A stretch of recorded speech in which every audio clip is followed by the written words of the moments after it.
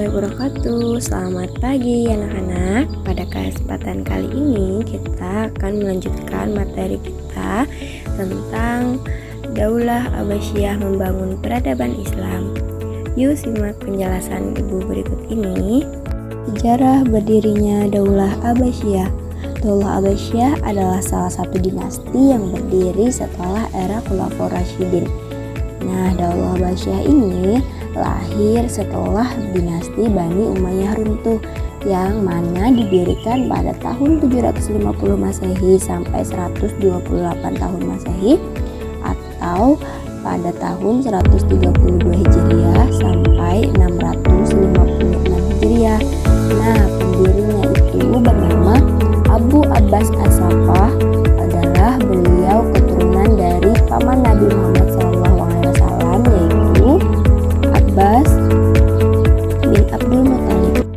Adapun faktor berdirinya Daulah Abbasiyah itu ada beberapa. Yang pertama, perpecahan internal keluarga Daulah Umayyah dan kekisruhan politik dalam negeri. Kedua, munculnya perlawanan terhadap pemerintah Daulah Umayyah yang dilakukan oleh kelompok Mawali, Dahak bin Qais Asy-Syaibani dan Syiah yang menilai tampuk kekuasaan khalifah adalah hak keturunan Ali bin Abi Thalib. Kemudian yang ketiga itu ada perpecahan kelompok suku Arab dan utara dan selatan. Nah, jadi ada perpecahan antara kelompok suku Arab utara dan suku Arab selatan.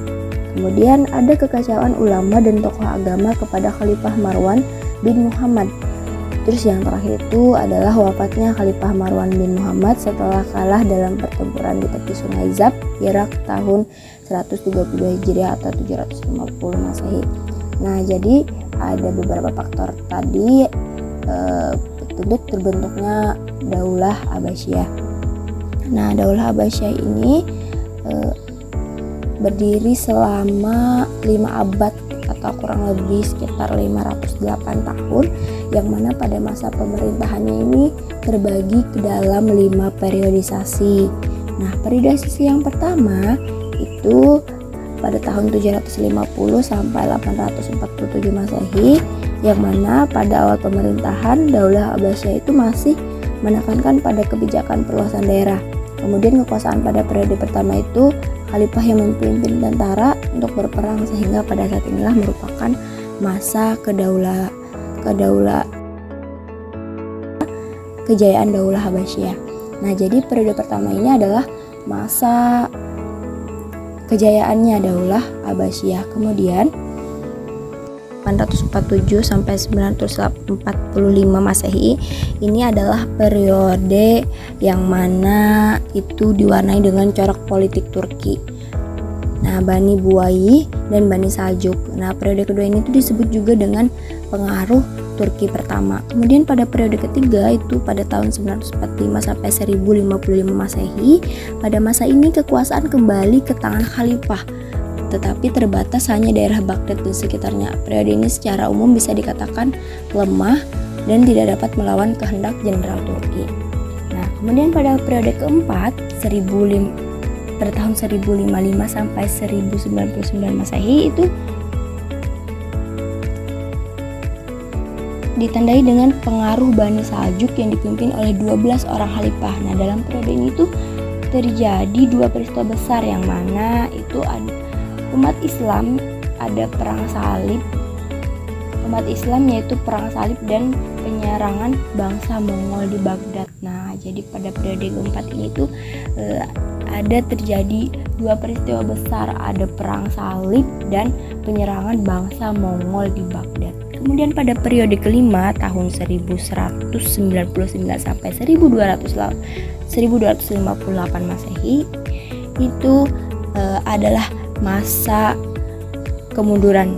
Nah, di sini banyak serangan dari luar seperti perang salib, penyerangan bangsa Mongol, kemudian daerah-daerah yang jauh dari pusat banyak memerdekakan dirinya. Nah, pada inilah Daulah Abbasiyah benar-benar hancur, yaitu pada tahun 1258 di bawah kepemimpinan Abu Ahmad Abdullah Al-Mu'tasim billah. Nah, kemudian ada masa kemajuan dinasti Abbasiyah. Kemajuan dinasti Abbasiyah ini terletak pada beberapa bidang. Nah, yang pertama itu kemajuan dalam bidang politik dan militer. Ini dapat dilihat dengan bahwasanya pemerintah dinasti Abbasiyah itu membentuk Departemen Pertahanan dan Keamanan yang disebut juga pada waktu itu dengan Diwanul Jundi.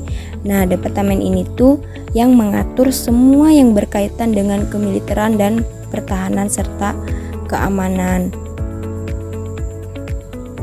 Ini itu banyak bermunculan ahli dalam bidang ilmu pengetahuan seperti filsafat.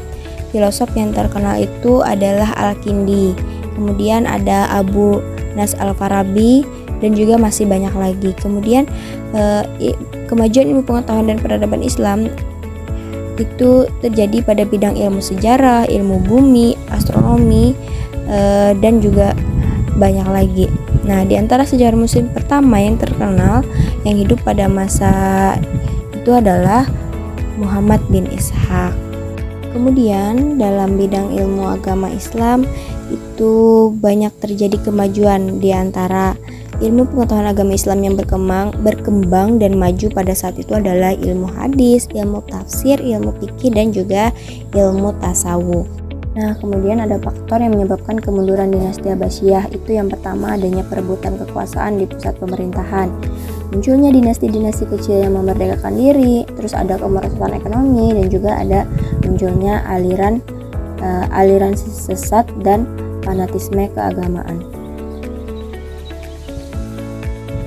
Kemudian ada faktor eksternal, itu ada yang pertama ada perang salib. Nah, perang salib itu berlangsung dalam beberapa gelombang atau periode yang mana itu tuh banyak menelan korban dan menguasai beberapa wilayah Islam. Nah, setelah melakukan peperangan antara 1097 sampai 1124 Masehi, mereka berhasil menguasai Nicea, Edessa, Baitul Maqdis, Akka, Tripoli, dan juga Taira.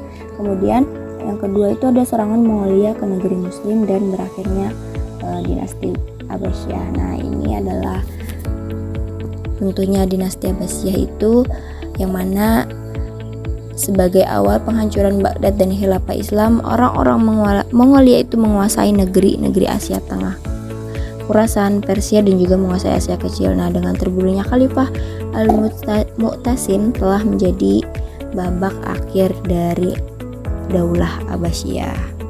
Nah, demikian pembelajaran kita pada hari ini. Insya Allah akan kita lanjutkan pada minggu depan. Terima kasih. Assalamualaikum warahmatullahi wabarakatuh.